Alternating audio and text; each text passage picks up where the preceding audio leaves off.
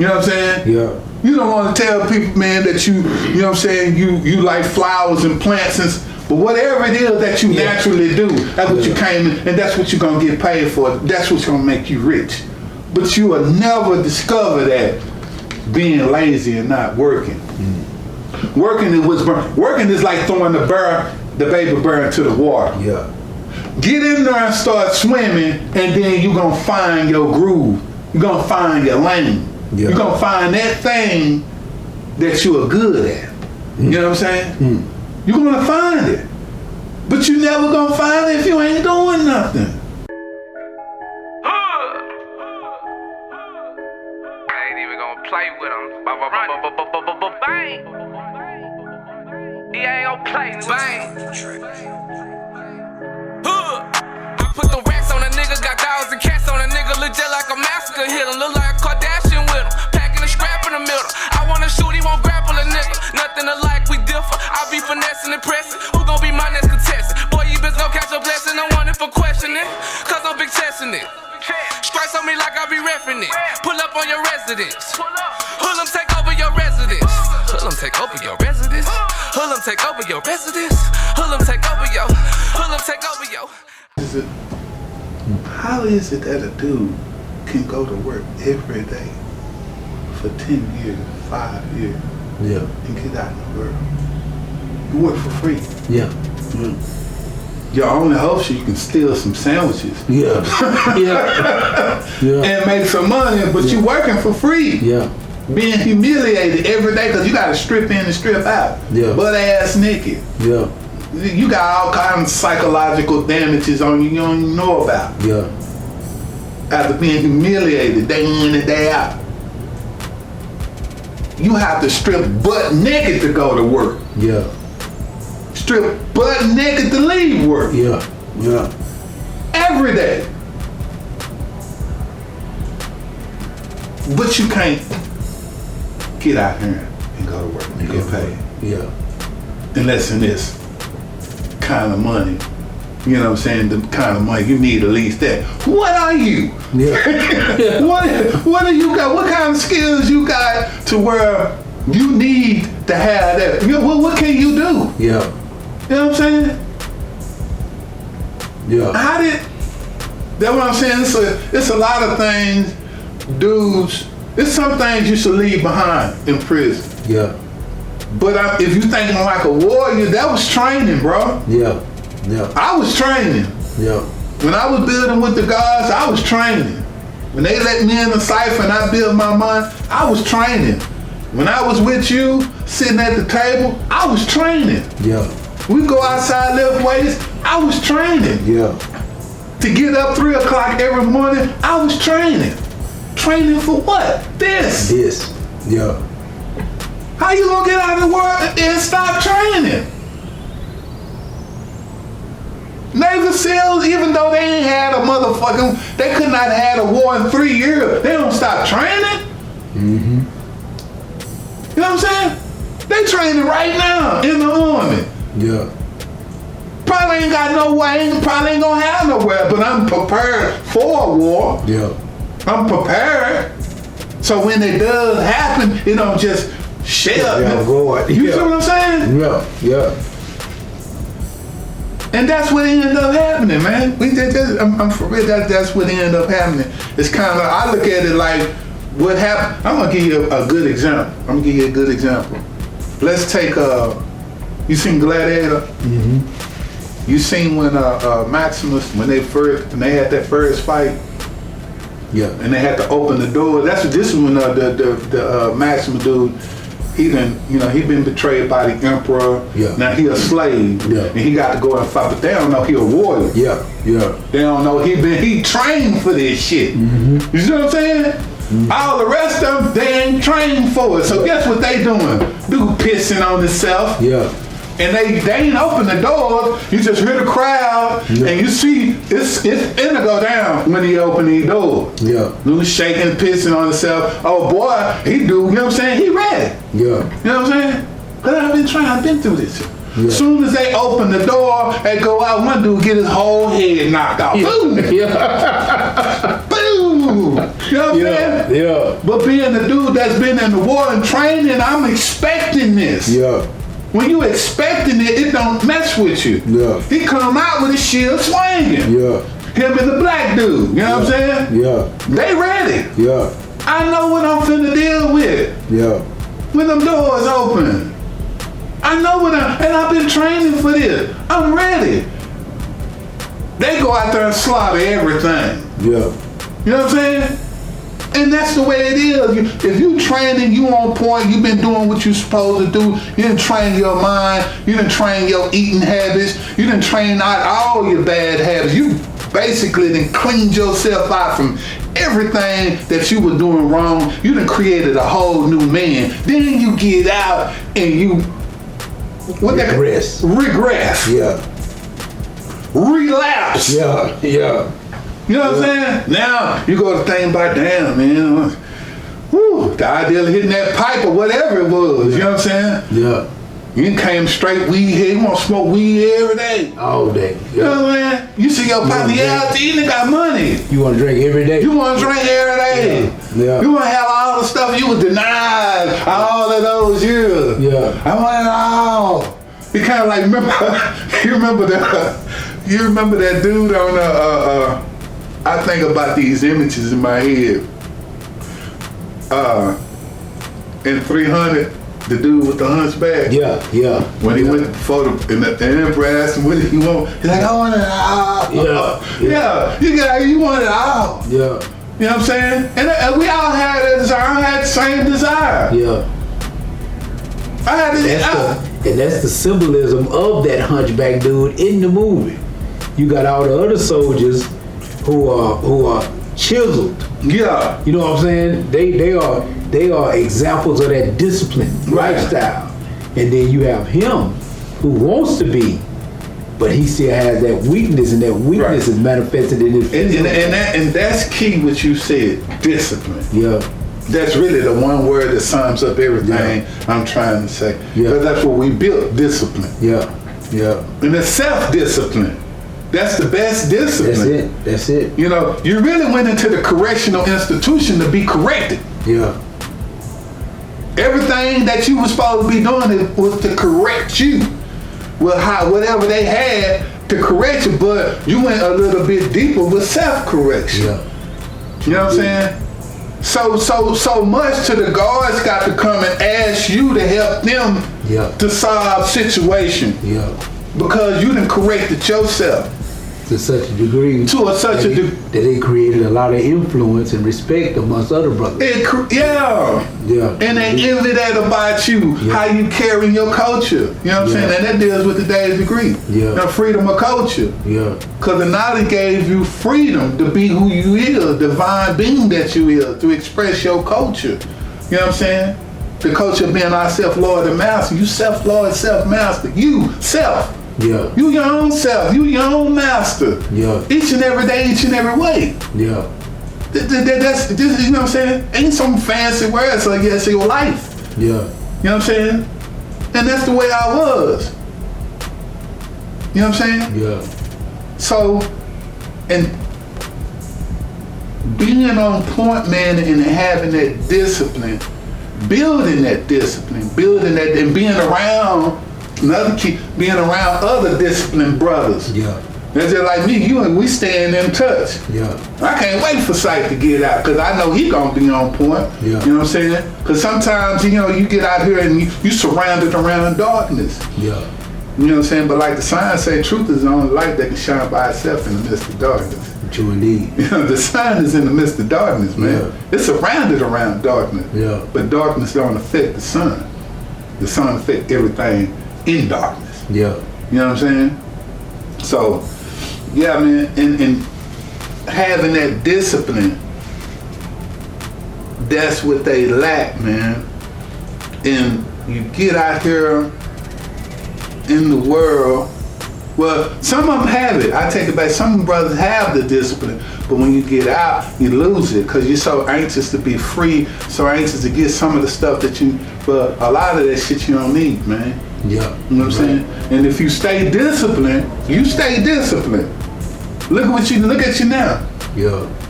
You know, How many dudes can say they in their own house? It ain't your mama's house. Yeah. This ain't your girlfriend's house. It's your house. Yeah. Over a short period of time. Got a nice banking account. You a manager at your business. Got a nice brand outside. Yeah. This is all you. All you. You know what I'm saying? Then they think that somebody gave you something. Yeah. Oh, man, you did it. And you got that because, no, man. I ain't give me nothing. You know what I'm saying? All of that, I had opportunity, but I was disciplined enough to take advantage of it. You know what I'm saying? Exactly. And I still had my same work ethics. Even though I worked for free in prison, I kept my work ethics. Yeah. Even in prison, I was a good worker. Yeah. I'm a good worker now.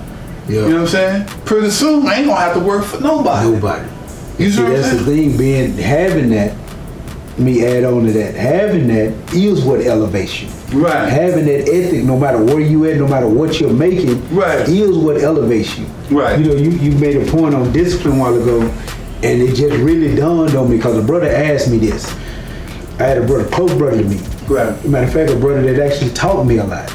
He asked me one time, he say, because he wanted to start working out, and he just can't find the motivation. Right. And he asked me, what motivates me? What is my motivation? I couldn't answer him because I didn't know what my motivation was. I really couldn't answer him. Because now I know what the answer is, and I know why I couldn't answer him. Because, I mean, it wasn't motivation. Right. It's discipline. Right. You know, motivation is some outside external force that you see or hear or that comes into you, inspires you, and gives you that emotional desire to do the process. Right. That's what motivation basically is. Right. Motive means to move, the act of moving. That's what motivation is. It ain't motivation that does it, it's discipline. Right. I don't always feel like I want to do it. I don't have the emotional desire to do it. Right. It's the fact that I know it needs to be done. Right. The discipline makes me do it, period, point blank, regardless of how I feel about it. And that's the difference between discipline and motivation. Right. And like what you just said about brothers working for free in prison, and brothers, I got brothers out here that some of them are doing bad, some of them doing all right, some of them have taken the same roads that you've taken, some of them didn't. And they'll sit down there and talk to me about issues that they're dealing with, and then when we get to the core of the issue, because I like to find out what the core is. Right. There's no point in pouring water in a bucket that got a hole in it. Right. Because no matter how fast you pour the water in the bucket is steady draining. So Right. we get to the root of the problem, and a lot of times what it is the brothers don't work. They don't want to work. They don't have jobs. They laying up sleeping all day, doing nothing with themselves. Right. You know what I'm saying? And so that becomes the issue. That becomes the problem. That's what's hindering a lot of brothers. And you know, that was one of the first things I wanted to build on, and you already went into it, is what moves do brothers make when they touch ground, when they walk out of that prison. You know, you said the prison is the training ground. That's Right. where they were training at, the sitting at the tables, the reading the books, Right. going to the rec yards. Right. All those things was the training. That's the train. That's the Navy SEAL training. Right. And then when you touch ground, you supposed to apply it. Right. And then we got brothers. I got brothers that have walked out and went back to prison. Right. They did all that training and building with us, then they go back to prison. Right. Brothers that walk out and boom, they become drug addicts. Brothers that walk out and even now they still just living with their girlfriends or living with their mom and ain't accomplishing anything. You know what I'm saying? So what is it that brothers have to do when they walk out of that prison in order to just really, all the stuff that we trained for, all the things that we said we were going to do, how do they manifest those goals, those desires, those without falling off? How do they manifest that? How do they build on that? It's taking it back to the illustration I gave you with the movie with Mac. Yeah. When them doors open, You got to be ready. you got to be ready, man.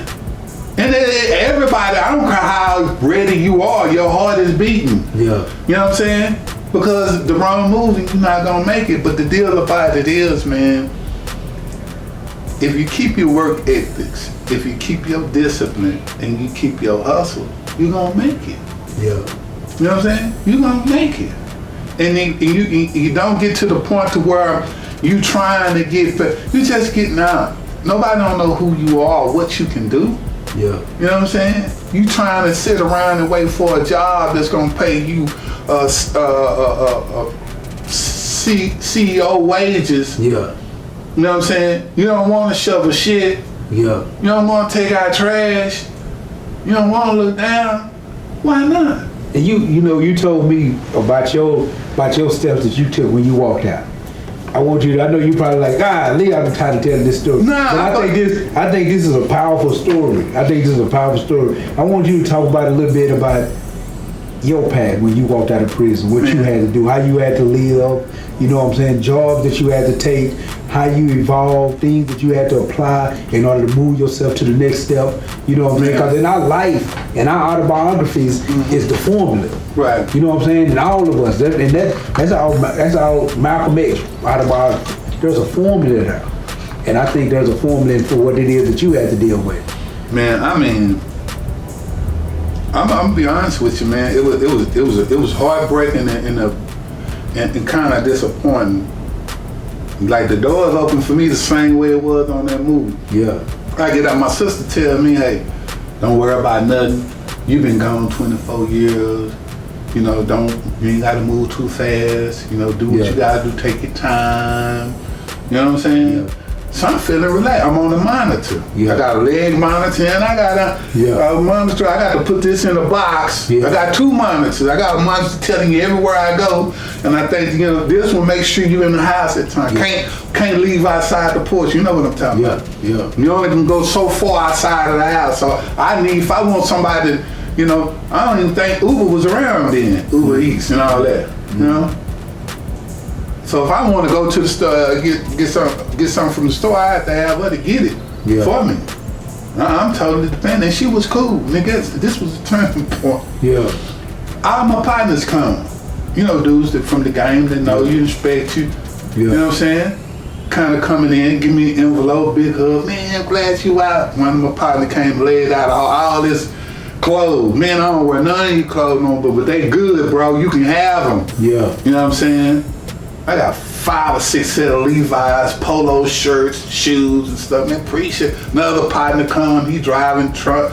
I got a stack of envelopes like this. Yeah. I got a whole bunch of clothes and she looking like, damn. You know what I'm saying? Yeah. So I ain't tripping. I open the envelope. I'm counting my money. I get this big. Yeah. You know what I'm saying? But this is stuff that brother done gave me. I ain't got no money. Yeah. You know what I'm saying? But I'm going to use this to open up me an account. Right then, her whole head just exploded. Yeah. And she just, from the next day, this is my second day out. Yeah. Everything she said about chill, I got bills. Light bill, what's been called. You know what I'm saying? Y'all niggas going to start paying bills around here. Yeah. And I'm like, huh? But I ain't tripping. I'm tripping, but I'm not tripping. Yeah. I ain't got no problem with it. You know what I'm saying? You know what I'm saying? You my sister. I'm not even worried about that. Yeah. But the way she came off. Yeah. And she just got real niggerish. Yeah. You know what I'm saying? I had about $2,000-$3,000. My partners gave from different brothers. You know what I'm saying? Yeah. She was, for some reason, she fucked up. You know? Me and her ended up having a little clash, not physical clash, but before that happened, this is what I'm dealing with inside the house. Yeah. And she got a dude from Africa that she done moved in there, and they having problems. Yeah. So I ain't moving into no peaceful environment. It's already hostile, right? And I can't go nowhere. Yeah. You know what I'm saying? But I got to get a job. You know what I'm saying? PO on me and everything. You got to get it. And they ain't helping you get no job. Yeah. Yeah. I don't know how they do now, but when I'm thinking that, it's mandatory that you get a job. Yeah. So I'm thinking since it's mandatory that you get a job, they don't have jobs available for you. As soon as you get in there, they got a whole bunch of places for you to go. They interviewing, they ain't have none of that. When I got out, none of that was available. Me neither. You know what I'm saying? Yeah. So I'm filling out applications. I'm getting turned down. The main question, have you been convicted of a crime within the last 7 years? Yeah, that's it. Yeah. Yeah, no. Yeah. No, so I got to go get the job that don't mind hiring ex-convicts, and most of them are bottom of the barrel jobs. Yeah. You know what I'm saying? But I ain't tripping about no. I want a job. I'm not even tripping about how much I get paid. I just give me something to work with. Yeah. You know what I'm saying? I know this ain't finna.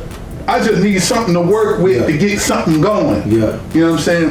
So I get a job at Car Spa. Now, mind you, I'm staying in Mesquite. And from where I was in Mesquite, the department I was in, I had to walk a mile to the bus stop. And a mile from the bus back to the apartments. So I walk this mile, get on the bus, drive out here to, go out here to North Dallas, and get a job working at Car Spa. Pretty much, that's the only thing I could get. Yeah. You know what I'm saying? From the resources and what I was looking up online. Here I am, wiping off cars. I'm here competing with the youngsters. Everybody, I'm the oldest dude there. Yeah. You know what I'm saying? I'm 42 years old. Yeah. Look real dumb. You know what I'm saying? Wiping cars. Yeah. I'm 42 years old. Yeah. All they do is 18, 21. Yeah. You know what I'm saying? I'm 40. And they, they hustling for the tips. Don't have no real world work experience. Yeah. Yeah. Yeah. I get my first check. Well, get my check period, and this is what my check is every week. And guess how much that was? Yeah. I'm getting paid $230 a week. But it's horrible. Yeah. It's terrible. God. I look at that, I'm like,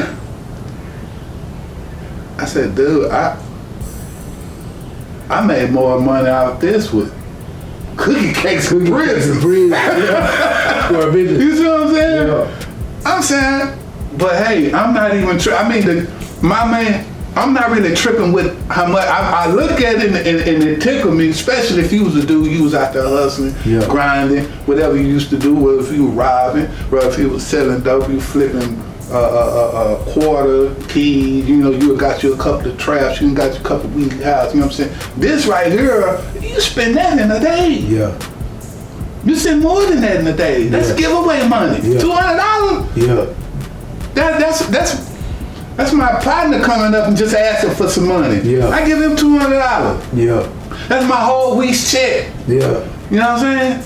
But I ain't tripping, man. You know what I'm saying? Because one thing about it is, I know I got to get out here and find what my groove is, find my lane. What is it that I'm gonna be able to make some money in? What I got to do to get on my feet? Yeah. I'm staying with my sister. You know what I'm saying? Mom is gone. Mom passed away when I was in prison. Dad ain't never been there. Yeah. The only thing I got is sister and brother. My brother got a situation with his wife, and she kind of crazy. Yeah. You know what I'm saying? Can't go stay with him. This is the only thing I'm dealing with, but I'm working with it. You know what I'm saying? Yeah. So from there, getting that job, and then and that ain't it. I'm on the monitor. I gotta make out a schedule sheet that tells them everywhere that I'm going for 7 days, and then I got to report to parole once a week. Now look what I'm doing. I'm reporting for parole once a week. I got anger management once a week. I got NAAA twice a week. Yeah. And I gotta go to work. I don't have no job. I don't have no car. Yeah. I got to get around all by bus, and I got to, you know what I'm saying, make my parole visit on time. Yeah. I got parole fees.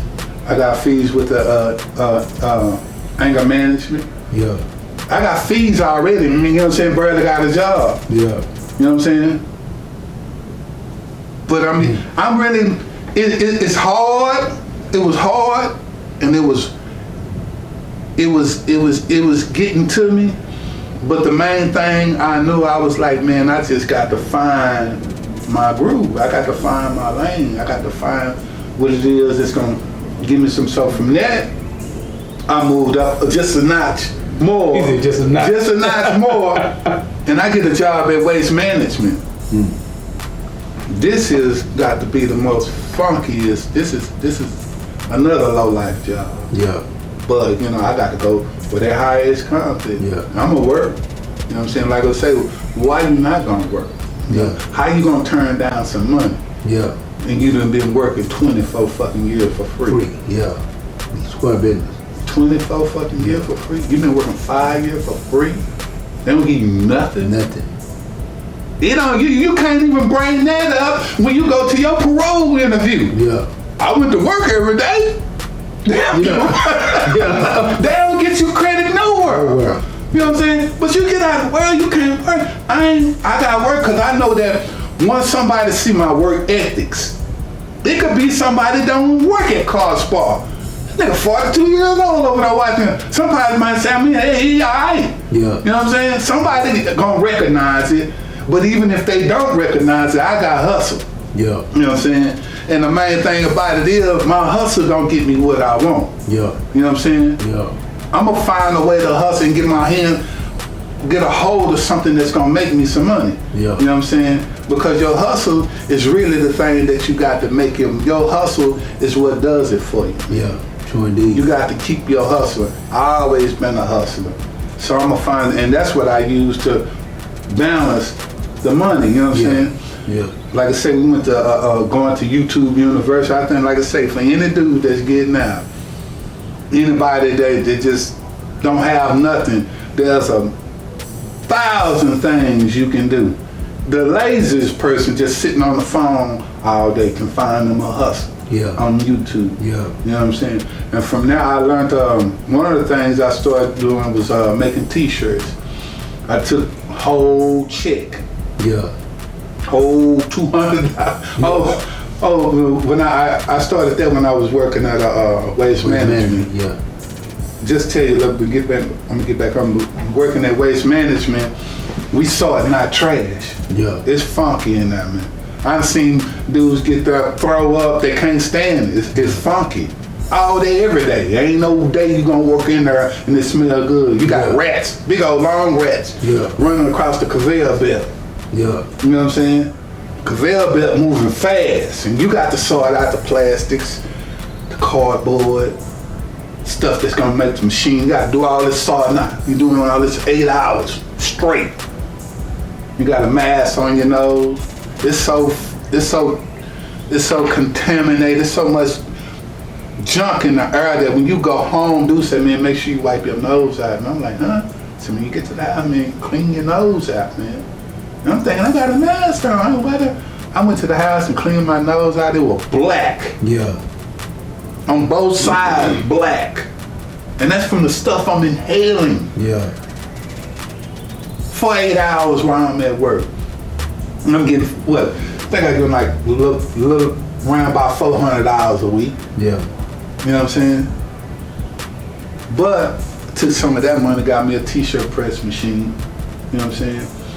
I got a t-shirt press machine and a vinyl cutter. Started making t-shirts. And that really got some bread going. Yeah. You know what I'm saying? And that's just me, I'm going on there learning how to edit and do stuff. And I'm learning from a YouTube video. Yeah. Chick on YouTube showing you how to press it, how you get your logo. I have a silhouette vinyl machine. Cut out certain designs and, put it on there. I know where to go get the material. I'm making t-shirts for family reunions, couples retreat, girls' birthday party, couples want t-shirts for this. Yeah. You know what I'm saying? And that's bringing me in way more money than my job is making. Yeah. You know what I'm saying? Really, you know what I'm saying? I got the job to work, but I had to have the job for parole requirements. Yeah. You know what I'm saying? So from there, I move up. Gave you your seed capital. Yeah, that's what to start applying your hustle. Right. The job, and that's what I'm need. I just need something. Yeah. I'm seeing a whole bunch of things I can make money on. Yeah. But I ain't got it. You know what I'm saying? Yeah. But my job gave me the seed money. So with that, I got my hustle going, and I'm working. I end up getting me an apartment. You know what I'm saying? And helped me get the money with the apartment, and it's crazy. You know what I'm saying? How the forces of the universe work. Dude tell me about college money when we was in prison. Yeah. About the what's that? Fast food. Yeah. You know what I'm saying? You're like, man, you get out there and get you a fast food. So I kept all the stuff that I was learning, all the game that I was getting in the penitentiary. So I like, Maximus when them doors open. Yeah. Training. Sure did. And that opened, they gave me a high level of training. So I applied to get a fast food, and I got it. Yeah. Going to Eastfield College. I went to Eastfield College for digital media. You know what I'm saying? Digital media, we learned how to use Adobe software, Photoshop and the Premiere Pro and this, that, and the other. And they kicked me out a nice little piece of bread after I think like a couple of weeks. Yeah. I took that and got me an apartment. Yeah. Hurry up, you know what I'm saying, moved away from a little situation, got me an apartment. Then on top of getting me an apartment, started building, I had a two-way thing of building my credit when it got me some furniture from Conn's Furniture. Yeah. You know what I'm saying? Got furnished my whole little old apartment. Well, I'm doing good. My brother give me a car, a little old loaner car. So, you know what I'm saying? I'm working it out. Give me another job, which is, this is a better job. I get a job working for American Glass Distributors. Yeah. You know what I'm saying? Good work there. And that job, and because of my work that just moved me up, I learned how to buff cracks out of windows. Yeah. I was doing the same thing. It's hot as hell off in that. Yeah. It's hot. You know, we on the forklift, picking up the windshields and putting them over there for the trucks to load them onto their cars or their trucks, so they deliver them to all the shops. You know what I'm saying? This place sell windshields for every type of vehicle. Yeah. You know what I'm saying? But what they had was, they had a whole bunch of windshields in the back that was scratched. You know, like you might have been somebody scratched taking it out. You know, you taking the windshield out of the crate, you moving it and you scratched it. They got whole back of the warehouse is full with windshields that they don't want to throw away because they're not cracked, but they're scratched. Yeah. And they were these scratch windows. So the dude that was managing the back told me, hey man, you know, I seen him buffing the scratches out the window, and I was like, is that a job? I see you doing it a lot, and I see that he don't like to do it. Yeah. And he was like, man, if you learn how to do this, you can make some money. You know, that's all I need to do. Yeah. You know what I'm saying? I said, well, if you teach me, I learn how to do it. He said, most people don't really learn how to, because it's difficult. I said, I learn how to do it. Yeah. You know what I'm saying? I already had in my mind, I'm finna take everything he taught me, and then I'm gonna go to YouTube for the rest. One thing about YouTube, there ain't nothing out here that you want to do, that you trying to do, that somebody ain't made a video for. Yeah. Yeah. If you trying to do something, whether you trying to buy a house, fix a car, somebody done made a video, a how-to video on it. Yeah. Yeah. And the thing about it is, I watched the video, I took what he taught me, and then took what the videos had another professional level of doing it. Pads that you had to get. And I told him to order these pads for me, you know what I'm saying? And I'm gonna do it, I want you to order these pads for me. So I messed up on a couple of windows, and I got better. You order the pads for me, I'm zooming through them. So the manager told me, man, I'm gonna give you $5 on top of your check for every window that you, every crack that you, not crack, but every scratch that you get out the window. Yeah. I had the biggest check in there. Yeah. Cause I'm getting $700 regularly.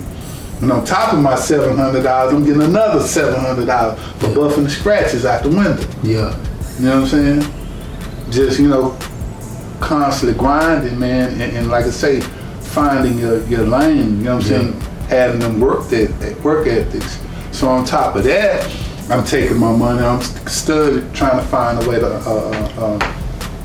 hustle and flip my bread and build my bread up and get on my feet better. I learned about flipping pallets, and that's when they had to buy Amazon return pallets, you know what I'm saying, Walmart return pallets. I seen that on YouTube.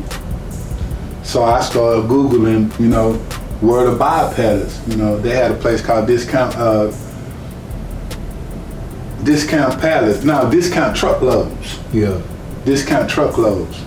So I went to Discount Truckloads, I applied on my schedule, told them I was gonna go to a job interview. Yeah.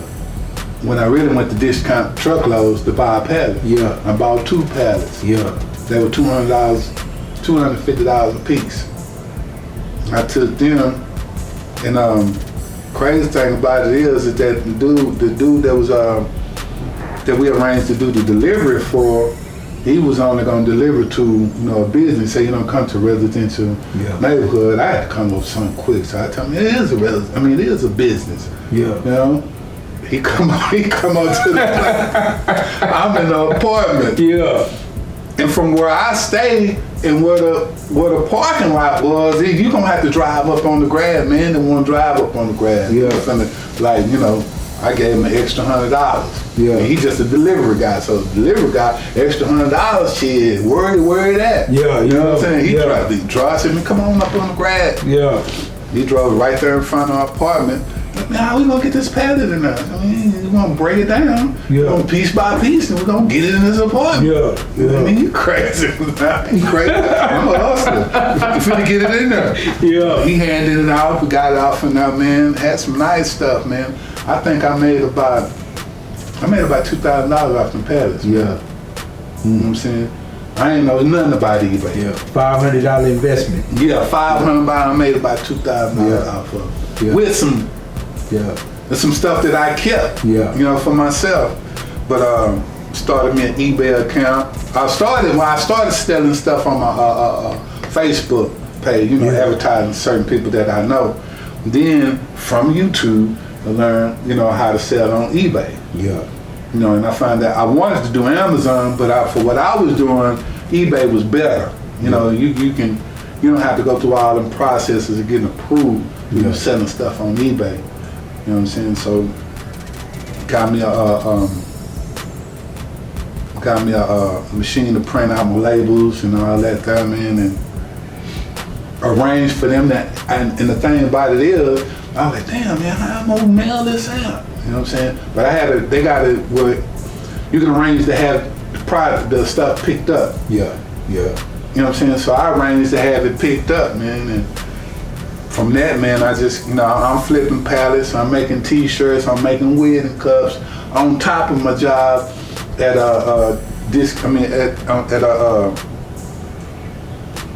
American Glass. Yeah. With that, polishing scratches off the window. Then from there, I got off into delivery job. You know what I'm saying? I got me a truck. Bought my brother gave me a loaner car, but he ended up selling it, you know what I'm saying? So but when he told me he won't need it back to sell it, I went up to Dallas Ken's car auction. Yeah.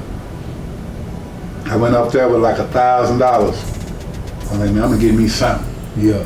You know what I'm saying? Yeah. Then one partner said, man, you ain't finna get nothing for no $1,000. I said, shit, I'm gonna find something. I mean, I might not get nothing special, but I'm gonna get something. And it's a red, raggedy red 1995 Chevy Silverado. Front windshield busted, side windshield busted, back windshield busted. But it drive. Yeah. Start out with 100, 200. I look around, raise mine. Some dude raised it. I'm like, God damn. Yeah. But I ended up winning the auction with $600. Yeah. I drove the car to work the first day. The owner said, man, what's going on? I went in there prepared to, I'm like, I work at a glass place, so, you know what I'm saying? I'll pay. So I went on lunch break. The owner, he liked me because I'm making him a bunch of money. And let me give you the theory on scratch. All of these windshields that I fixed would have went in the trash. This one windshield probably cost $500. Yeah. You know what I'm saying? You can't sell it because it got a scratch on it. Yeah. I polished the scratch off of it. You can get your $200 off this windshield that you will eventually have to throw away. Yeah. So I'm saving them a lot of money. Yeah. You know what I'm saying? So, the managers at the place, they real cool with me. I go on lunch break. I go back, with my partner because I don't really want to drive my truck. You know what I'm saying? I drove it up there and I told them I was going to pay. have them fix the glass. But make a long story short, I get off work. I got all brand new windshield. The front windshield brand new, side windshield brand new, back windshield brand new. Yeah. He like, man, I appreciate your work, man. You don't have to pay for nothing. That's on us. Yeah.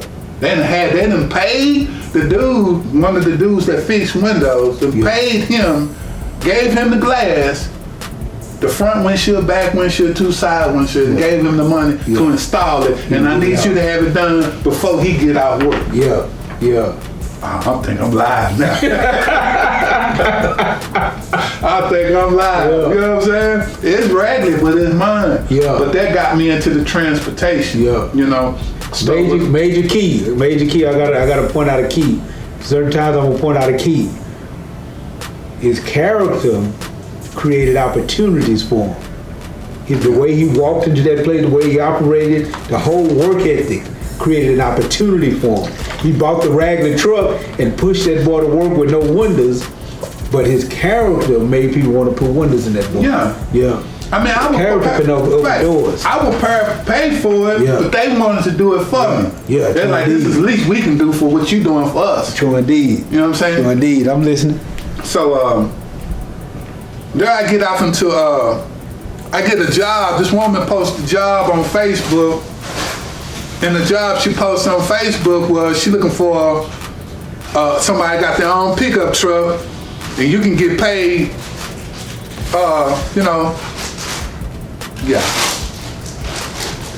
Yeah, it'd be cool. Which one? The Connie South. So she said, delivery job, you got to have your own truck. Now I'm off the money. I'm still on parole, but I'm off the money. Yeah. So you gotta have your own truck. So I'm like, man, I hope my little old regular truck don't disqualify, but I want that little that bread. Yeah. It's supposed to be like $100 a day. Yeah. Up to $100. You know how they do the up to $100. Yeah. Yeah. You actually get that $100, like $75. Yeah. I'm like, cool, but you really ain't doing nothing. Yeah. But it's just something about that that inner voice is telling you that's what you want to do. Yeah. I get out into it. I'm working for her, a woman named Pam. So she got, the way she getting the contract, I found out later, they getting the contract for this load for $150. Yeah. They find a driver and give him half that $150. Yeah. You know what I'm saying? Some of them were even cutting it lower. Yeah. They get the $75 and find somebody delivering for $50 a day. Yeah. You know? Yeah. But the dude that was over them, they got what's called he's a lane master, something master. He's over all the diligent delivery workers that had drivers on them, but I guess he noticed me. And when he noticed me, he was like, I noticed that, out of all the people that working for them, you the one that do, because they hate to having to call you and see if you're gonna be there, if you're on time. You ain't on time delivering this, you ain't on time, you don't show up to work. I don't know what the problem was, but a lot of them dudes, when they show up an hour before, Yeah. after they, you showing up for work late and everything, but I'm always on time. Yeah. I'm delivering the windows on time, and I'm coming back on time. Yeah. So the main dude plucked me from under Pam and told me, man, I need somebody reliable for this delivery job. It paid good, but ain't nobody I see under them that I would give this job to. Yeah. You know what I'm saying? And it paid like, it really, I say 200, but it really paid $190 a day. Yeah. And I'm like, $190 a day. That was good by the time. Look. And look, I'm on there delivering. I go pick up at these two major auto parts stores. I take one load to Athens, take the other load to Tyler, and come back. Mm-hmm. I take off at 8 o'clock in the morning. I'm back at the house at 12. Yeah. Easy. Two drops out. Drop out. So in getting in that, man, I like that better because like being in prison, man, you don't like to have people over you, man. Yeah. Hounding you, checking you checking on you, just over you. You know what I'm saying? That overseer shit, man. The driving I can deal with that. I put my music on, load the truck up, take these parts, and I'm good. Yeah. And from that, work day over with. Yeah, work day over with. You know what I'm saying? I love that. I need that. Hey, a couple of months later, I'm gonna put a down payment on a black Dodge Ram. Yeah. Now things are looking better. You know what I'm saying? They were laughing at me in my little old red truck. I got that black Dodge Ram. I said, oh. So the thing about it is, the truck. The truck that I got gave me a better opportunity because it's certain. I don't know how they do it, whether they feel like the truck is more reliable or something, but I got a better job after that one. Yeah. So I'm really feeling this transportation thing, man. Yeah. 'Cause, it's easy. You ain't really doing too much work. Yeah. You're just putting the stuff in the back, taking it to where it is and getting paid. Mm-hmm. So that kind of led me toward wanting to get my CDL, because I heard some truck drivers getting paid that real bread. Yeah. You know what I'm saying? So I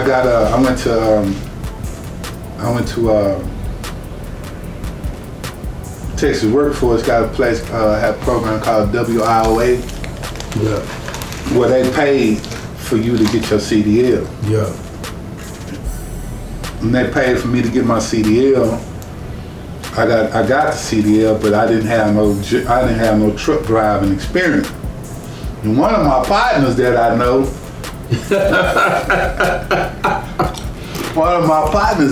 named Psyche, I told him, I said, man, I got my CDL. I ain't got no truck driving experience, man. I need to find somebody. So that's when you hooked me up with Darkside. Yeah. Yeah. Hooked me up with Darkside. Oh, man. Yeah. Woo! Hey, man, this dude is a beast, man. Yeah. You know what I'm saying? I learned from one of the best dudes, man, in the game. Yeah. He highly underrated, man. Yeah. This dude is a beast. Yeah. You know what I'm saying? And we was doing December deliveries for I think UPS. Yeah. We was doing dropping hook, He taught me, man. He taught me good. After I got out of I drove with Darkside, I think probably about 2 months. Yeah. You know what I'm saying? But we went everywhere. Yeah. We all in Maine, we all in Philadelphia, we everywhere. Yeah. All around, you know what I'm saying? So I got some over the road experience. Yeah. So that led me to get another job with a dude. And from that job I finally landed with somebody that paid good, man. Yeah. Ended up Hold on, let me put this major key on here. Major key. Network. A lot of times people think they can do it all on their own. Yeah. But the people that you plug into and that you maintain connections with can sometimes give you what you need to move to the next level. Right. We don't all know it all. He needed some over-the-road experience. He had a network with me, and that association plugged him into my network, Darkside. Same thing, he talked about the things he learned about eBay. Well, because he learned certain things about eBay, I haven't seen no video, but he came over and sat with me. We got on the computer and he plugged me into eBay, so eBay became my side hustle. So network. Right. Network is extremely important. Right. Go ahead, brother. So I get in. I went from getting 25% of the load to working up to 30% of the load. Yeah. You know what I'm saying? And that's pretty good for a truck driver. You know what I'm saying? Yeah. So and then I was driving Monday through Friday, 35% of the load. We averaging like 7,000, 6,000 to 7,000, averaging around by 7,000 a week on the truck, and I'm getting 30% of that. And I'm leaving on Monday. I'm back by Friday. Yeah. I'm off on the weekend, every weekend. Yeah. You know what I'm saying? Yeah. So that don't stop me. I'm still hustling. Yeah. So I get up side hustle number 2. I see some I'm constantly looking for a way to make more money. You know what I'm saying? Build my bread up because I got a plan. Another thing that brothers do when they get out, man, you don't make no plan for what you want. You know? Your plan is only going for what you want for the next week. Or what you want to do to get the bills paid at the end of the month. You know what I'm saying? I remember when we was coordinating programs, for me helping the brothers in Thailand, we had to plan for the whole year. And that was a part of my training, not knowing that that type of planning week for week. You got to schedule who gonna speak, schedule this, schedule that, schedule this. You know what I'm saying? I make a schedule for the whole year. Create entire courses. That was based on certain subject matter. That would maybe last for 2 to 3 months. But all those courses was back to back for the entire year. Creating business courses and all that. So that also dealing with your training. You know what I'm saying? That helped me. So like I say, making long-term plans, man. Having long-term goals, and I had my long-term goals of what I wanted to make, what I wanted to get. You know what I'm saying? The kind of house I wanted to live in. So I get into my next side hustle. I went on YouTube, and I just so happened to. I wasn't looking for it. I just happened to saw it. It caught my eye. I seen a guy on there that was making churros out of oil barrels. You know, like some kind of Korean or Taiwan dude. You know. And I looked at it. I said, man, I can do that. You know what I'm saying? Using some more of my, cause you know I was in a craft shop when I was there in prison. Kind of crafted. So I'm looking at the videos and I'm saying to myself, he made that out of oil barrel. You know, the oil barrel don't cost nothing but like $10 to $5. You know what I'm saying? I seen the equipment with paint. I know how to do a little painting. I know I most definitely know how to work with vinyl, making seats. I know how to do a little welding. I know how to do all that. So it was crazy. I bought me 4 barrels. And I brought them to the garage. Well, I bought me 4 barrels, brought them to the garage. I cut them up, paint them. I made a cowboy set. And I was really I made them to see that this is what I can, you know what I'm saying, if I can really do it. And the dude that was selling, solar panels, came by trying to sell some solar panels, seen the oil barrel, he bought the whole set. Like, I ain't never seen nothing like that. Man. You did that? I said, yeah, I did that. So that came from me making oil, man. I'm making like, when my girl posted it on Facebook, everybody want one. And a couple of people tell me, hey man, you really selling them too cheap. And I really didn't know I'm selling to me from what I'm putting in, what I bought the material for and the work I'm putting. I'm thinking I'm making some decent money. I'm not capitalizing off the fact that I'm the only one. If not I'm pretty much the only one in my area or within the United States that can make these barrels or that's making them. So anyway, that fuels me. That built my income up. And what I did was I ended up buying me a shop. Renting out me a shop to make the oil barrels in. And from there, man, just driving truck with the truck driver money, making the oil barrels, man. That got me established. But even in doing that, that's not the end goal. You know what I'm saying? That's not the end goal. I'm always like, in your hustle, you're always looking for the next move. Because at any time, what you're doing could be irrelevant. You know what I'm saying? It could not, you know what I'm saying? That whole hustle or that whole lane could just go to trash. I always got to evolve. Life is a constant elevation. You know what I'm saying? Like I was saying, dealing with the coach, dealing with the days of grief and culture. That's how you carry. Culture is how you carry and present yourself. It's what you do each and every day each and every way, and being Lord and Master of your creation. Your creation of your universe. You're always looking. You know what I'm saying? You're always trying to master the next thing that you need to evolve yourself to another level. You know what I'm saying? And that's why I end up taking digital media, you know, because that's the next level for me. You know what I'm saying? Like I was telling you, you know, what is the one thing that you can do that's relevant to everything that you'll do, you know? And where the world is going in with technology, internet, social media, you know, you're gonna have to learn how to market yourself. Yeah. You're gonna have to market yourself, market your product. You know, and social media is the best, you know, platform for that. Yeah. So, you know, I'm learning that, but the core, like what you were saying, for the brothers getting out, man, that's the thing, man. I would say to the dudes, man, don't lose your discipline.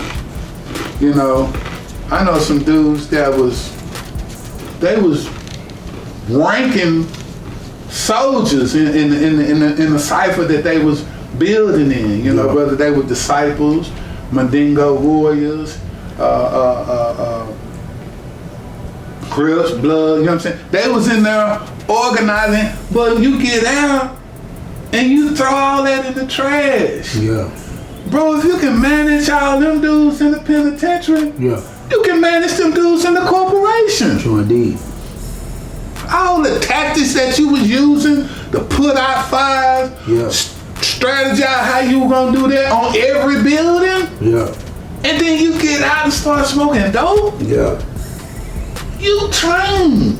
And I think a lot of dudes don't understand the value of what they know and how they can apply that to the corporate world to be CEOs out here. You was a CEO in the penitentiary. CEO and don't even realize. They don't even know it. You shot collar for all the Crips. You shot collar for all the Blood. You shot collar for all the dudes on your building.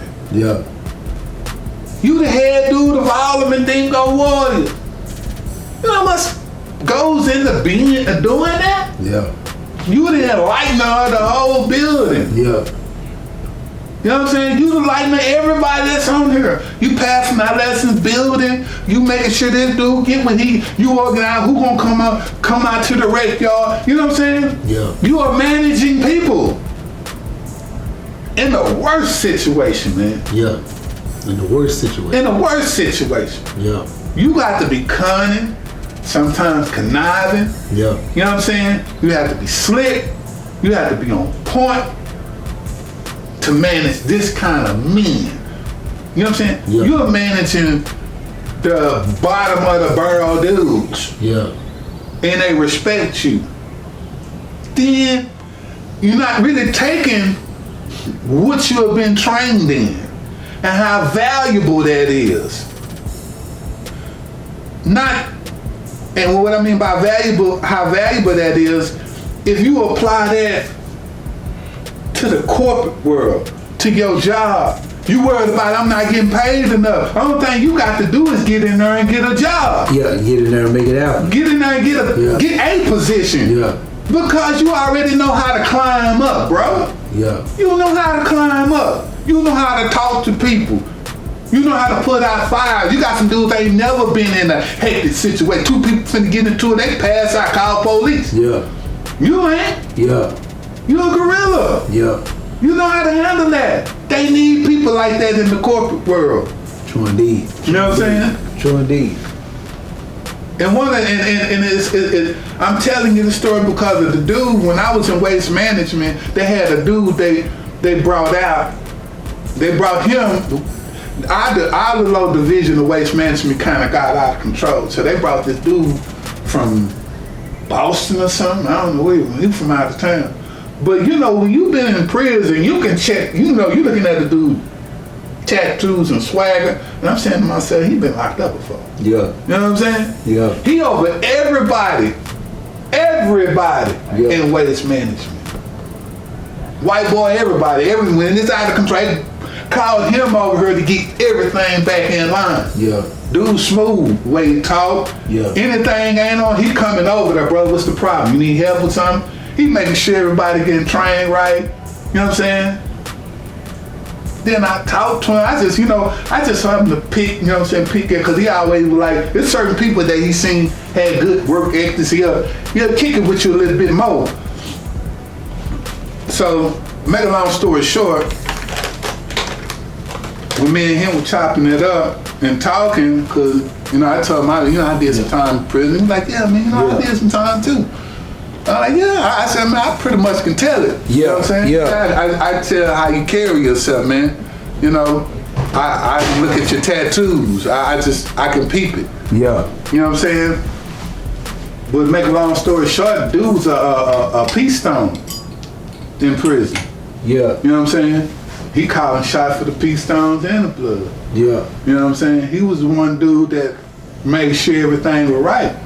But the dude recognized his skills can be used in the corporate world. Yeah, true indeed. You know what I'm saying? He got it and he said, man, I started just like you on the assembly line. Saw it, not trash. But every opportunity he seemed to, do, he really just doing what he been trained to do. And it come natural. It came natural. Because that's what training is for. That's the whole purpose of the practice. So he went from there to being over the line, from being over the line to being over a certain point, moving all the way up the ladder. Now he the dude that they call to put out fire. Yeah. Because he know how to handle people. He know how to deal with people. And he ain't no, you know what I'm saying, hardcore, but if you get out of line with him, you'll see it. He's a gorilla for real. Yeah. You know what I'm saying? Don't try him. Yeah. You know what I'm saying? He know how to fire you professionally. You want to go outside the parking lot, he deal with you like that. However you want to be dealt with. Yeah. But he was cool, man. Yeah. And his tactics and strategies, I can see how he was, how he was moving in the penitentiary. Yeah. But a lot of dudes don't understand or don't know that they can apply that. Yeah. You know what I'm saying? You've been trained. You do this. Yeah. They need that. Yeah. In the workforce. You just gotta understand how. Yeah. You can go to McDonald's and become the manager at no time. You can go to, any one of these Walmart or whatever, you know what I'm saying? Anywhere and work your way up. You can start your own business. You know what I'm saying? Because you have them people skills. You know how to manage people, man. You know how to put out fires. You got problem solving skills. Yeah. You know what I'm saying? You got discipline. Everybody can't do what you was doing. Yeah. You know what I'm saying? It takes a certain kind of dude. And then to get out here and the first thing you do, man, start smoking dope. Yeah. You know what I'm saying? Yeah. No. You took yourself out the game. You took yourself, and that's the deal, man. It's just, and then another thing a lot of brothers do, that you go down there and you be on some BS, man. Yeah. You ain't training. Yeah. You wasting your time. You know what I'm saying? Yeah. What you go down there and do? You everything that you were doing with your workout plan, with the cipher you were building, and the brothers that you was enlightening, and your workout plan, and your job, you in college. Yeah. Got a college degree in prison. Yeah. They offer college degrees in prison. Yeah. Free. Yeah. Well, Yeah. you might have to pay it. Reduce. But Yeah. you can you can learn that. Yeah. Anything you want to know, anything you want to learn, you can learn it. And you got the one thing that a lot of people ain't got. The one thing that every prisoner got that most of us don't got, which we have. Yeah. Time. True indeed. Cause right now, you to get so hidden, you ain't got enough time to do all that. You just sitting in the cell after you done did your job, you ain't doing nothing. Yeah. Playing dominoes. When I went down there, didn't even have a high school diploma or GED. Right. But when I got down there, like you just said, Right. I instantly recognized training. Right. And I didn't want to waste my time. Right. I was already upset, and I'm gonna make this point. I was upset that I had created a situation that sent me to prison. Right. Pissed me off. And then I started looking at it and trying to understand how I could utilize prison. Right. And then a mathematical formula really put it in perspective for me. And I love mathematics. I know you understand Right. the supremacy of mathematics. I know Right. you get it. there's aspect of the science of mathematics called not equations. Equality. What's they call? If I have a 5 with a little bitty 2 up on the corner, what is that called? That's called that 2 in the corner is called I can't remember what it's called. It can't come to mind, but anyway, I'm gonna make the point. Right. Maybe it'll come to my mind. But anyway, if you have a 5 by itself, put it on a chalkboard 5, then basically all you have is 5. Right. But if you have the same 5 and you put a small 2 up on the right side of the corner, they say that's 5 squared. So really you're looking at 25. Right. Because that's 5 times itself. Right. You know what I'm saying? And that's a part of the science of mathematics. Right. So there's one 5 without the 2. And then there's another 5 with the 2. Right. Which makes it 5 times 5, which makes it 5 times bigger than what it looked like it is. Right. And the same thing can be done with time. You go to prison and you do that time, you can do 5 years, 15 years, or you could do 5 years with a little 2 on the corner. Right. Which multiplies what it is that you're manifesting out of the time. Right. You know what I'm saying? Right. And that too represents knowledge. Right. If that's what it means. It means 5 to the second power. Yeah. You know what I'm saying? Right. So you add power to the 5, and you add power to yourself and to the time you have to do based on the knowledge that you acquire while you're doing the time. Right. And so that's when I started saying I got to add power to the time that I have to do. Right. So that it just won't be the loss of 17 years. Right. That 17 years has to count for something. Right. So boom, the GED. Then boom, the construction carpentry trade. Then boom, the HVAC trade. Then boom, the horticulture trade. Then boom, the associate's degree. Went to college. And so I'm steady adding power. Right. And not only the things that came with certificates, but the things that I could train myself in. Right. Because as you know, we were studying business. We were studying non-profit organizations. Right. We were studying real estate. Right. Anything that we could get our hands on. Right. That we felt like could actually be beneficial not only to our ability to make money, but to our ability to make decisions, Right. and to our ability to organize our life. Right. We did. Right. Like we were watching YouTube videos earlier today, and then they showed the SWOT analysis. Right. And you say, brother, you remember that? Yeah. We were building on that in prison, and they Yeah. build on that in corporations. Right. The vice president at the company I work in was building on SWOT analysis, and I'm looking at it like, yeah, I read about SWOT analysis 20 years ago. Yeah. You know what I'm saying? That was one of the things I used to give the brothers when they now what's your strengths, weaknesses, opportunities, and threats? True indeed. You know what I'm saying? And then what we end up doing is that we did a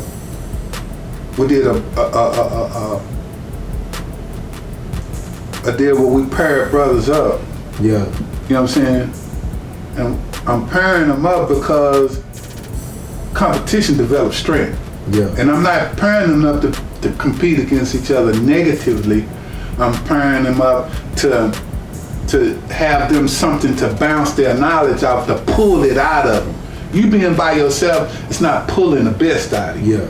Yeah. You with somebody, it's just like if I'm building in the cipher by myself, it's not pulling the best out of me. It's not pulling the best thoughts out of me. Yeah. I'm in the cipher of 5 dudes and I'm listening to all of them build. Yeah. It's pulling Yeah. what I would normally build on after listening to everything they say. I ain't gonna, you know what I'm saying? Yeah. I gotta come on with it. Yeah. You know what I'm saying? So we set up I set up the SWOT analysis with them so they can cross-examine each other on their strength, weaknesses, and opportunity, threat. Yeah. And then, you know, build your strengths, you know what I'm saying, and reduce your weaknesses. Yeah. You know what I'm saying? Like I said, we were doing that in prison, Yeah. man. Yeah. And to see that people just now getting all, but corporations use that, you know what I'm saying? Yeah. In the same way, when I went, I don't know the people that I hung around, our theory of prison was different. Even when I got my time, I hated the fact that I got the time that I got, but automatically in my mind, I already said, I'm going down there to get some game. Yeah. Somebody in that penitentiary, all these dudes, whether if he's pimping, selling dope, you know, I'm still in the triple stages of my darkness, so I'm thinking about that. Yeah. I had no idea that I was going to get enlightened and come to a whole nother level, but I that was the goal, was to be better than what I came in. Yeah. ultimately, whatever, I want it to be better. Well, if I'm gonna be a better jacker, better, you know what I'm saying, whatever, better dope dealer, I want it to be better. Yeah. But I end up connecting with some brothers that was on knowledge, brother from the Nation of Islam, 5% brother, you know what I'm saying? Conscious brother like yourself, dudes that was just really on building, that kind of blew my mind. You know what I'm saying? I felt like, what's Malcolm X's name? Detroit Red. I felt like Detroit Red going in there and looking at these brothers, man. I'm like, man, it's some sharp ass dudes sitting here, man. Yeah. I want to be sharp like them. Yeah. I like, that's it. That's what I want. Yeah. I ain't trying to be no pimp. I ain't trying to sell no dope. That's played out. Yeah. I'm not doing this time to get out on that. You know, I need something that's finna take me to a whole nother level. Yeah. And that's what it was. Yeah. And when my mindset into the mindset of these dudes that was building, man, it was like everybody I was around, man, like college was pretty much mandatory. Yeah. Yeah. They didn't ask me if I was gonna go to college, they asked me what I'm gonna take in college. Yeah. Brother, you know what I'm saying? What you gonna take? I'm getting my GED, GED. Yeah. We ain't gonna be done with that. You know what I'm saying? Yeah. Damn, but I like that. Yeah, you know what I'm saying? These dudes own me. True indeed. You know what I'm saying? I'm 17 years old. Yeah. Turning 18 years old. I'm down. That's how I get out the fields. Yeah. I'm in the fields with what it was. Yeah. Man, you watch a lot of slave movies. Yeah. And stuff. But the fields on the Ferguson unit back in 1991, man, you really feel slavery. Like that stuff you feel it. You looking at a cotton roll so damn long, you can't see the end of it. You can stand on top of the trailer there and look, and you can't see like that cotton roll go to the other end of the goddamn world. Yeah. That's how long they is. And you got a bag that damn near 10 feet long, you putting it on there, and you got this dude on a horse with a gun, and this horse trying to bite you because you slow. He got the horse all on your back. Pick that motherfucker cotton. You know what I'm saying? Yeah. He for real. Yeah. And then you got these niggas, they competing. They way up there. Yeah. They like a natural cotton picking machine. You know what I'm saying? Yeah. And this shit hurts you to your soul. Man. Brother, this shit hurts you to your soul. Man. It's hot as hell. It's hot. Waterman come out twice. Yeah. You know what I'm saying? And you out here picking cotton. Your hands bleeding and everything. Yeah. You know, you afraid you don't even know how to pick cotton. Yeah. You're picking the wrong stems, cutting you and everything. Yeah. You don't get enough cotton, just like slavery. Back when they didn't get enough cotton, they used to get their ass whooped. You know how they put the thing on there? Yeah. You didn't get enough cotton, they beat the shit out of you. Yeah. Well, in prison, the same thing. You didn't get enough cotton, you get a case. Yeah. A case for what? You know what I'm saying? Disobeying direct order. What was direct order? Pick cotton. Yeah. I pick cotton. Nigga, you pick enough cotton. Yeah. You know what I'm saying? Yeah. So now you sitting in the cell, you got 30-day commissary restriction, 30 days outside rec restriction, Yeah. and you gonna have to get up early in the morning and pick it, because you know you're gonna get another case. Yeah. You finna get another whooping. Yeah. You know what I'm saying? But I had to get it. You had to get on board, regardless how you feel, how you like it, and you pick that damn cotton. Yeah. You young, 18 years old, oh you prime nigga. You know what I'm saying? Your cotton bag should be.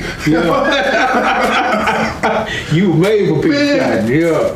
He picking cotton. Yeah. We cutting grass with Aggie. You know, like cutting grass with a lawnmower. You cutting with an Aggie. 4 step. Yeah. 1 and 1, 2 and 2 and 3 and 3 and 4 we step and they got songs in there. I learned the song and everything. Yeah. I'm up there with all the top niggas. You know what I'm saying? Yeah. Then when you think cutting grass, now we got to go pick corn. Yeah. We can go pick corn, then we got to go to the shit. It's plantation. Yeah. Real plantation. You know what I'm saying? Yeah. And see, I never picked cotton I guess I never hit a unit that had cotton, or maybe the cotton was gone by the time I got there. Yeah. I done the 4-stepping, the picking corn, green beans, potatoes, all of it. And like you just said this hurts you to your core. And people ask me all the time about, I mean, what was it? What was it so bad? And see, when people think about prison and you suffering or going through something, they think about getting jumped, getting beat up, being raped. Yeah. And I tell them, I ain't never been raped. Hell, I never lost a fight. I never got beat up in prison. Right. You know what I'm saying? I didn't get jumped on. I didn't get robbed, nothing. But what made prison the worst thing I ever been through in my life was the psychological effects that it could have on me. Yeah. Because when you out there, like you just said, you out there picking cotton, and then you feel like a slave, and you getting whipped with the case if you don't pick enough cotton. Yeah. Or getting stripped butt naked, going into the food service and coming out. These things have their effects. Yeah. Because a man doesn't have to be stripped butt naked by another man. Right. It just doesn't happen. The part of a small aspect of it is security. Right. But the truth is, you getting stripped butt naked for a reason. Right. The stripping butt naked is psychological. And then humiliates The you. humiliation. I'm more of a man than you. Right. I'm fully clothed. You butt naked. Spread your cheeks. You know what I'm saying? And that no man gets butt naked for another man. Right. For you to have to get butt naked mean that you less than a man. And these are the games that prison will play. And the thing about it, and the thing about it is what a lot of people, it ain't something that happened like one time. You gotta do this every day. Every day. You know what I'm saying? Yeah. Every day you come in, you got to get stripped butt naked. Yeah. Even if you ain't working in the cotton fields, you going to your job. When you leave, y'all got to strip butt naked. Butt naked. You know what I'm saying? Yeah. But yeah, man. But I brought that up because the way for me to get out the fields was education. Yeah. And I wanted to get my GED anyway. Yeah. So I went, put your eyes 16 goals. Yeah.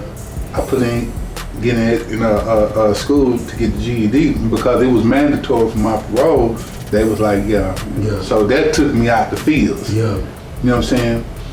And from there, man, it was like, you really like, it's like tasting knowledge for the first time. Yeah. You know, a lot of dudes run from learning and being, because you might think, oh, that's for them.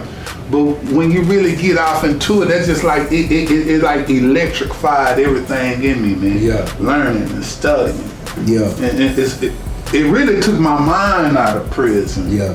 When I'm reading a book or studying and building with all these different dudes. Me too. Dude in here got a bachelor's degree. Yeah. I'm like, what? A bachelor's degree? Yeah. I said, yeah. Then he got a social. Everybody got bachelor's and social's degree. Yeah. You know what I'm saying? I'm like, shit, I'm finna get in college. Yeah. You know what I'm saying? Yeah. I get my social's degree. And I got I took advantage of all the vocational trades. Yeah. Yeah. Learned how to weld in prison. Yeah. I went to welding. I went culinary arts. That's where I learned how to.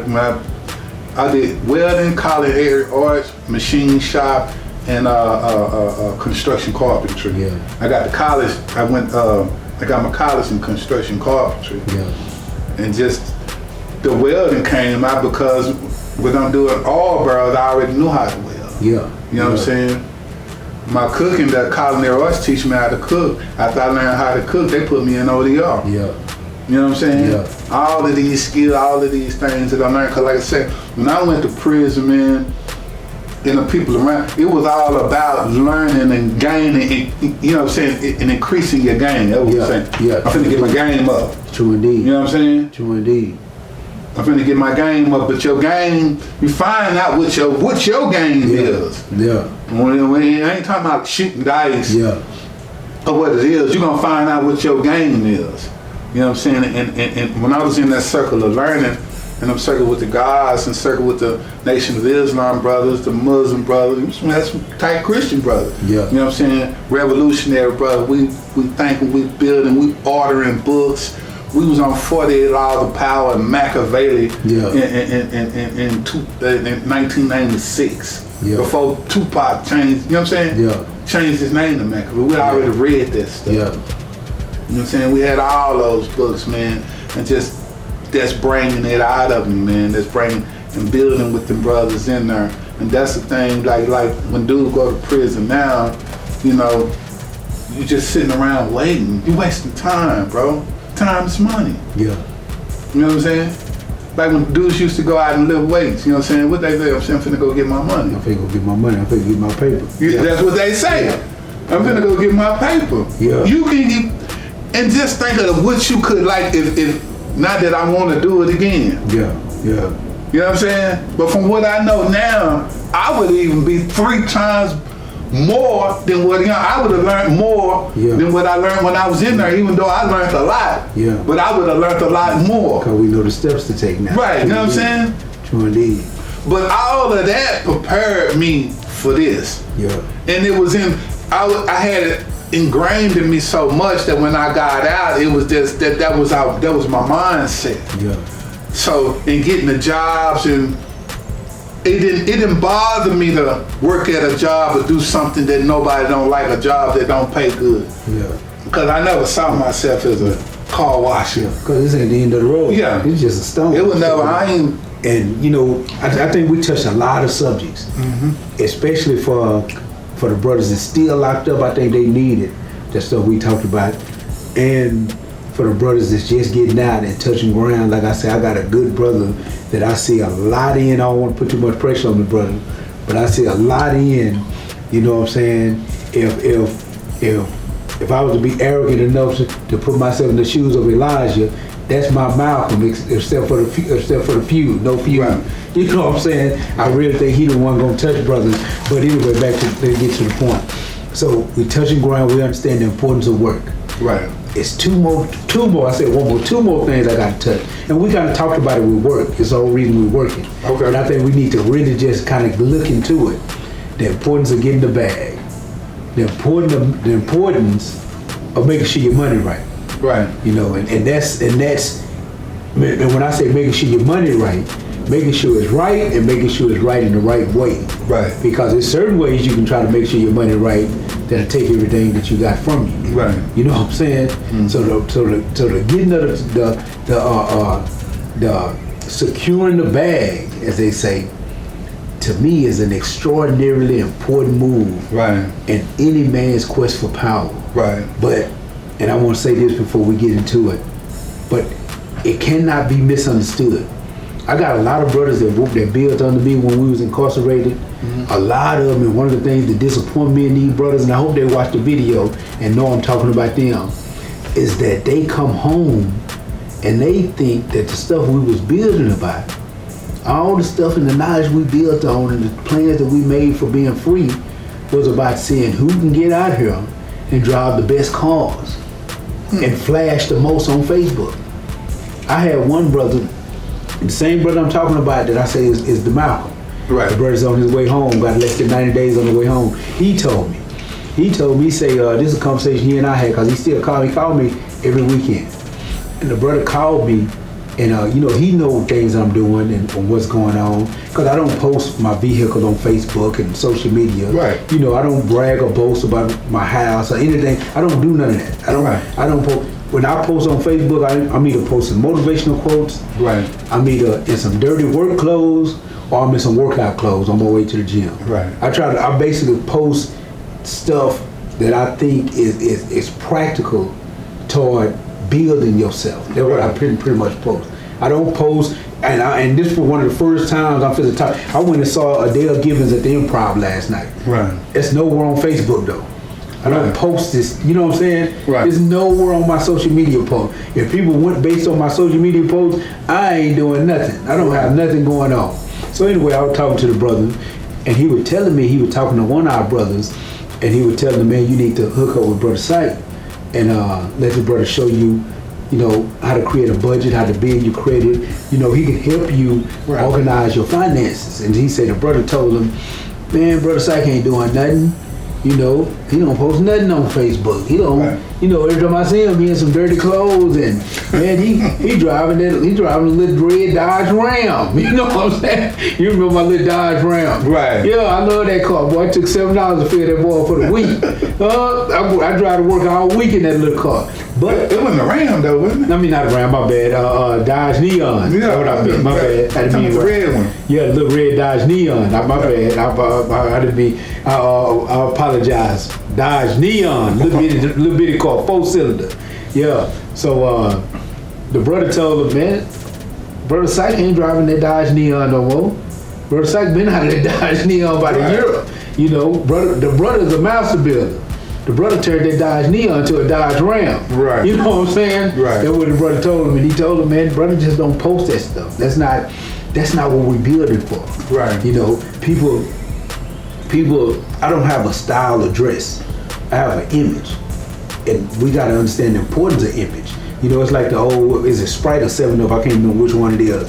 It said, obey your thirst. Image is nothing, thirst is everything. Right. But they lied, cause thirst is nothing. If we make thirst be a metaphor for how you feel about things, right? Image is everything, cause image open doors. Like you said, when you got the Ram, they created more opportunities for you because say you pulling up in the Ram made it seem for whatever reason that you and your vehicle were more reliable, right? That you were serious, that you was a more serious individual. You know what I'm saying? When you pulled up in that, and there's certain things that we have to understand about that image. So I'm not dogging out gaining material things and acquiring material possessions, but that ain't what we was building for. Right. And those material things, the finances, just to floss and push through in the forward is not what we building for. Right. We get all those things because those things are tools in the master builder's toolbox. Right. Because our ultimate desire is freedom. Right. And to have the power to protect that freedom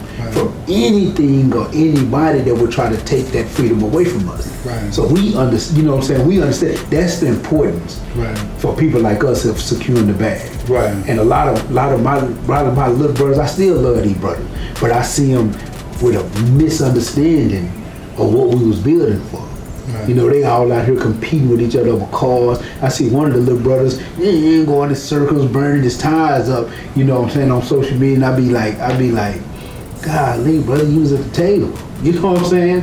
What do you think we doing this for? You know what I'm saying? What do you think we was building for? What do you think we was creating these structures for? We was creating these things for something way bigger than who driving the fanciest car.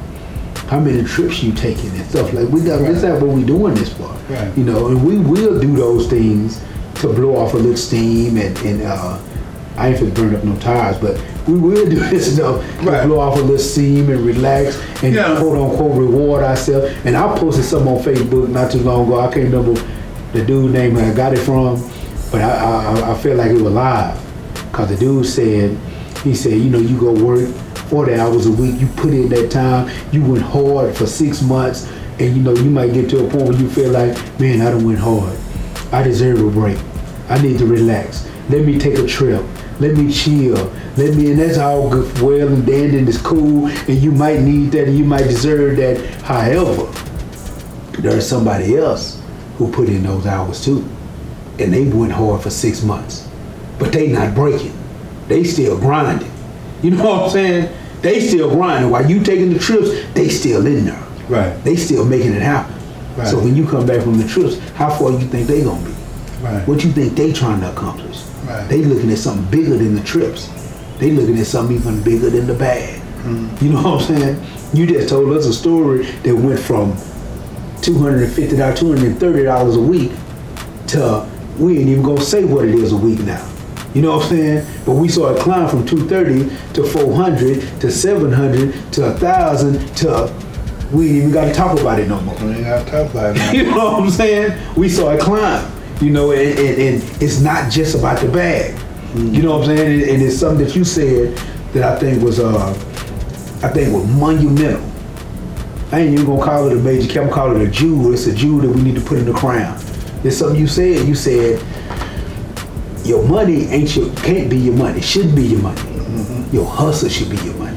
Yeah. Your hustle is your money. Your hustle is your money. Because your hustle, you could take your hustle anywhere you go and apply your hustle and put me anywhere on God's green earth. I triple my worth.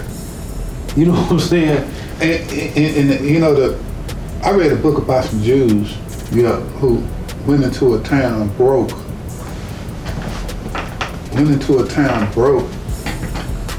and within 3 years they owned the whole town. Yeah. They never focus on getting money. Yeah. They always knew they had the skill to get the money. Yeah.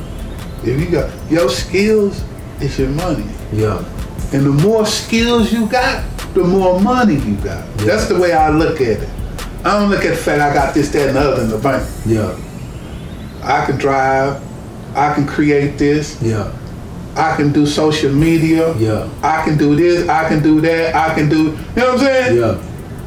The same way with, like when you was hustling. Man, I got a weed connect. Yeah. Shit, I gotta connect with the blow. Yeah. You know what I'm saying? Yeah.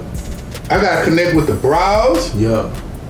You know what I'm saying? The brows setting up the jacks. You know what I'm saying? Yeah. I gotta connect with this. Partner over there stripping cars down. Yeah. You know what I'm saying? I still call you. You got about 5 hustles. Yeah. I ain't never broke. You know what I'm saying?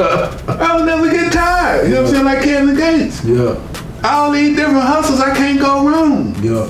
In the same way, all these different hustles, all these things, every hustle you got, add on to your truth. Because what are you actually, money is you trading your hustle for cash. Yeah. You know what I'm saying? Money is the extension of your hustle, Yeah. basically. Yeah. You know what I'm saying? It's like your hustle is a tree and money is the leaves. Yeah. It comes from your hustle. It comes from your hustle. Without no trees, there's no leaves. No doubt. Without no hustle, there's no money. No doubt. You know what I'm saying? You want a lot of money, get the hustle. And you can get, it's certain hustles, that one hustle that you got can bring you all the wealth that you want, man. You know what I'm saying? It's just, people got to find that lane and people got to find their hustle, and they have to have the motivation and confidence to believe that they can get it. You know, one thing I believe, man, that really, I'm honest, not believe, but I know in the law of the universe is this. Nothing is born into this world that was born without the talent to survive in the world. True indeed. You can't point to anything. If it came into this world, it came into this world with the ability to survive in this world. Yeah. From a roach to a plant to an ant, there is nothing that was created that was not given what it needs to survive in this world. Yeah. People hate roaches. They hustling.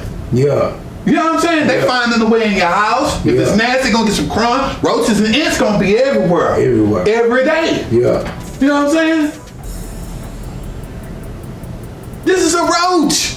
This is, but it's getting it. Yeah. You can't name nothing that lives that don't know how to survive or what it is that it needs to. Caterpillars getting no fruit. You know, everything that exists that has life also have within that life what it needs to survive. True indeed. Because if the forces of the universe didn't give you what you need to survive, then you would die on it as soon as you get to the world. Yeah. As soon as you get into this plane of existence, you will die. So you came in this world with it. Yeah. And the problem is that being baited into this illusion of not having to work for money, you can't pull your hustle out of you. Yeah. You can't find, because you need, it's just like a bear. A mama, you know what I'm saying? The bear is going with the mama bear, you know what I'm saying? And they jumping in the water and getting some fish, and the baby bear don't want to jump in because he believe he gonna drown. Yeah. But the mama bear has to throw him in the water, and when he throws in the water, guess what he discovered? Yeah. He can swim. He can swim. True indeed. But if he never was thrown in the water, he wouldn't find out. Yeah. But the ability to swim is in him. It's already there. It came second nature. Yeah. And that might be Instinctively. one of the issues with a lot of the brothers that won't get out that won't try to apply their hustle. And that's what I'm getting to, because your ideal of work is so warped that you don't understand that that's what it's gonna take to get it out of you. Once you find, see, it's really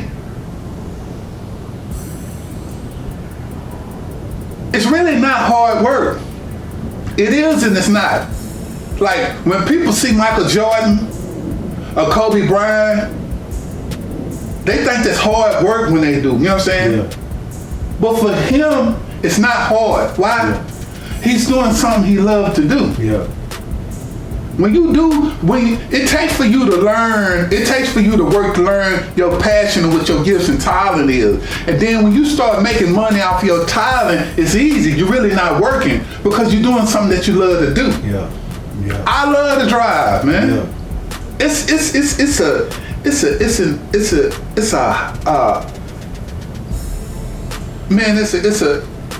I can't even describe the feeling of just going into different cities, states, seeing the downtowns, the people, the culture. You have to be locked up for so long. You know what I'm saying? It's like liberating. Liberate. I'm driving, you know what I'm saying? 3, 4, 7 hours, and I gotta sleep 7 hours. Before I look up, I'm back at the house. I look at my check. It's twice with my wife, man. You know what I'm saying? When I first got with her check was 3 times what I made. Now my check is 3 times what she made. Or 2 times what I, you know what I'm saying? It's no work. Some people, I don't see how you can do that. But this is what I do. You know what I'm saying? When you find your gifts and talent, it's really not even work. Because you can do it all day long. You can really do it for free because it's something that you love to do. But you learn how to monetize that. You learn how this is valuable and how you can get paid for that. True indeed. You know what I'm saying? Lil Wayne is one of the best rappers. But if you look at his work ethic, he on it all day. What he do, you know what I'm saying? Some dudes don't have the ethics to get in there and flow like Wayne. You know what I'm saying? And it might be impossible for a lot of rappers to do that, but for him it's easy. Why? Because this is a gift. This is a talent. And when you doing what you doing, when you working your gifts and your talent, you're doing something that you love to do, it don't feel like work.